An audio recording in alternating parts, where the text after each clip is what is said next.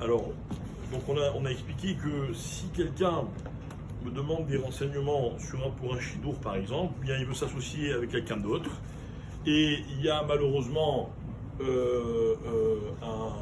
va dire, problème chez cette personne, j'ai le droit de dévoiler ce problème, et on a dit que ça ne s'appelle pas du lachon hara. D'accord? Pourquoi?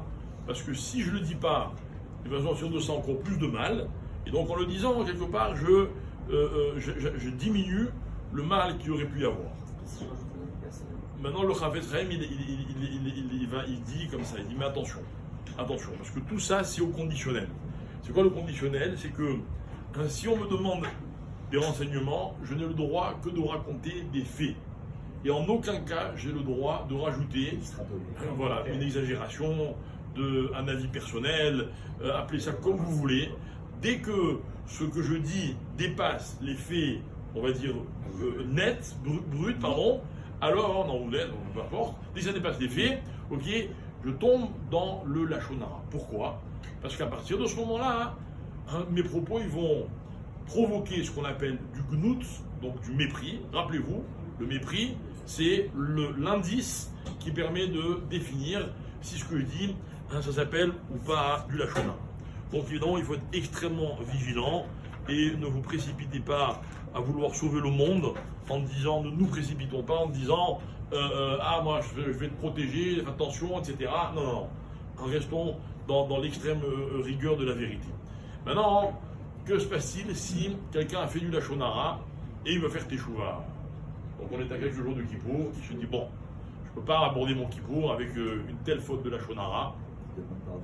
Alors comment je dois faire? Alors, il y a deux choses. Il y a la Avera Ben Adam la Makom, d'accord? La Torah, elle m'interdit de dire du lachon hara. Hein. Moi, j'ai dit du lachon hara, j'ai fauté envers Hachem. Et il y a la Avera Ben Adam la Chavero, c'est-à-dire que j'ai fait du mal à mon ami. Kaviachol, évidemment, en prenant beaucoup de précautions, la Avera n'a rien à voir avec Hachem. C'est un problème entre moi et mon prochain. D'accord? Avec Hachem, on peut s'arranger entre moi et Hachem. Ok, donc j'ai fait une avéra, je fais vraiment teshuva, je regrette, à quel jour il peut me pardonner, comme n'importe quelle avéra que j'ai faite. Mais par rapport à Madame la Chavero, il pourrait me dire, rien à voir moi là-dedans, t'as un problème avec ton prochain, arrange-toi avec ton prochain. Alors là, la nuance elle est intéressante. Si j'ai dit du lachon hara, qui n'a pas apporté de gnout, c'est-à-dire j'ai pas méprisé mon ami. On m'a demandé un renseignement pour un shidour ou pour un business, j'ai raconté les faits pour protéger une situation dans laquelle qui aurait pu éventuellement empirer. Ok, j'ai pas demandé pardon à mon prochain. À partir du moment où mes propos vont entraîner du gnout, c'est-à-dire ça va apporter du mépris, alors à ce moment-là, je dois demander mechila sur celui à qui j'ai dit du lachon hara. Ok, demander mechila à la personne sur laquelle j'ai dit du lachon hara. Maintenant, une question qu'on nous pose souvent, mais il ne sait pas lui. Lui, il s'est pas senti méprisé, il n'est pas au courant. J'en ai parlé à mon ami intime, il m'a juré qu'il ne doit pas répéter, etc. Est-ce que ça s'appelle quand même du lachon hara? Va dire que ça s'appelle du lachon hara. Il n'y a aucune différence.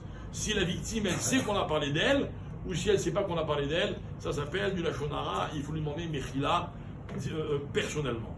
Là, on va avoir un vrai problème. Un vrai problème. C'est que, imaginez quelqu'un, il ne parle pas d'une personne. Il parle d'un groupe de personnes. Enfin, imaginez, je prends un exemple de la science-fiction. Hein. Imaginez un Marocain, il fait du lachon hara sur les Tunisiens. Ou le contraire. D'accord? Je suis sérieux. C'est-à-dire que, imaginez quelqu'un, il dit à les Israéliens, moi, je ne peux pas venir voir à cause de ceci ou cela. Il peut demander Mechila à tous les Israéliens. Ah, moi, j'aime pas les Ashkénazes. Ah, moi, à telle famille, ah ouais, chez eux, c'est connu, ils ont tel défaut. Ok, tu peux pas demander pardon à toute la famille? Impossible. Elle nous Mechila. Celui-là, il peut demander pardon à qui pour tout ce qu'il veut. Sa faute, malheureusement, elle restera. D'accord? Voilà pourquoi il faut être très, très, très vigilant. Déjà, quand on parle d'un privé, c'est pas évident. En plus, à lui demander pardon, est-ce qu'il va accepter notre pardon, etc.